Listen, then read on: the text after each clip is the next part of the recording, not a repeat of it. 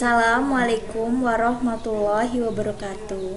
Saya Rizka Eviana akan mempresentasikan mata kuliah organisasi komputer yang berjudul Struktur CPU, bab 3.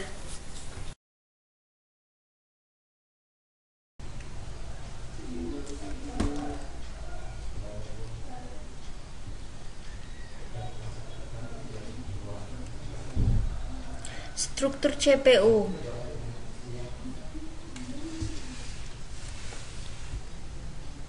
Komponen utama CPU. CPU merupakan komponen terpenting dari sistem komputer.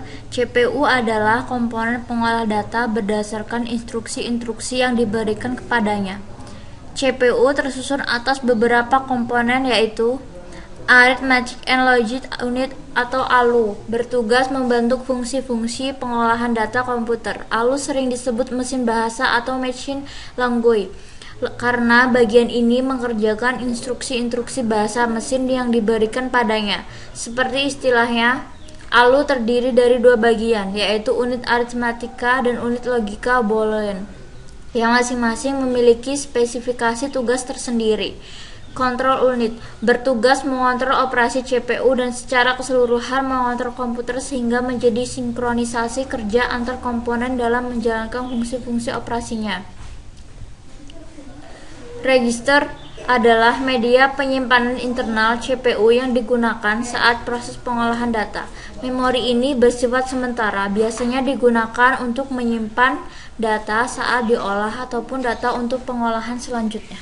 CPU interconnection adalah sistem koneksi dan bus yang menghubungkan komponen internal CPU, yaitu ALU, unit kontrol, dan register dan juga dengan bus-bus eksternal CPU yang menghubungkan dengan sistem lainnya, seperti memori utama, piranti masukan, atau keluaran.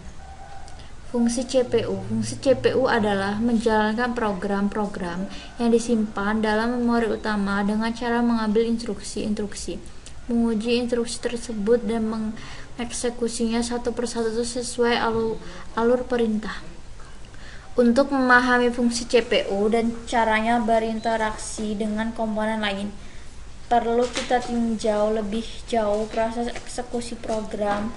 Pandangan paling sederhana proses eksekusi program adalah dengan mengambil pengolahan instruksi yang terdiri dari dua langkah, yaitu operasi pembacaan instruksi atau fetch dan operasi pelaksanaan instruksi atau execute.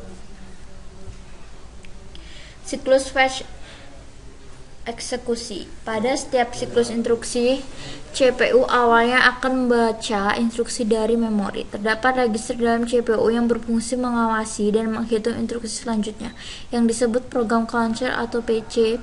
PC akan menambah satu hitungannya setiap kali CPU membaca instruksi.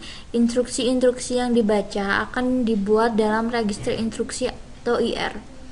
Instruksi-instruksi ini dalam bentuk kode-kode biner yang dapat diinterpretasikan oleh CPU, kemudian dilakukan aksi yang diperlukan. Aksi-aksi ini dikelompokkan menjadi 4 kategori, yaitu CPU, memori, perpindahan data dari CPU ke memori dan sebaliknya. CPU I/O, perpindahan data dari CPU ke modul I/O dan sebaliknya. Pengolahan data, CPU membentuk sejumlah operasi aritmatika dan logika terhadap data. Kontrol merupakan instruksi untuk pengontrolan fungsi atau kerja, misalnya instruksi pengubahan urusan eksekusi.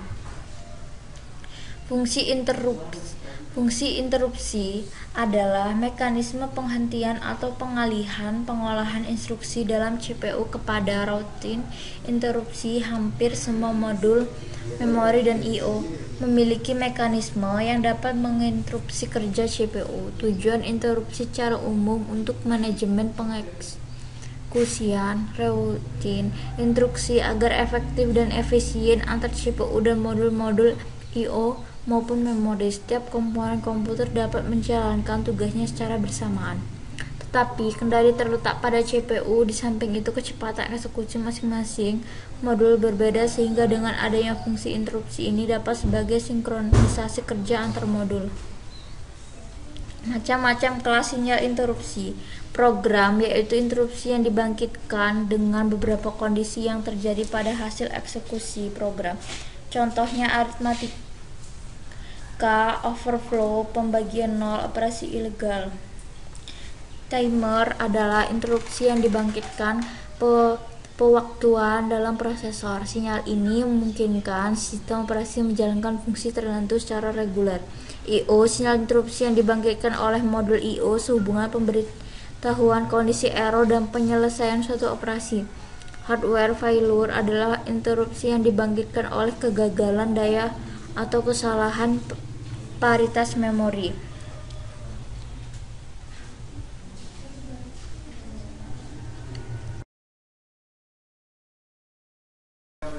Itulah hasil presentasi bab 3 dari saya. Jika ada kurang dan salahnya, saya mohon maaf. Assalamualaikum warahmatullahi wabarakatuh.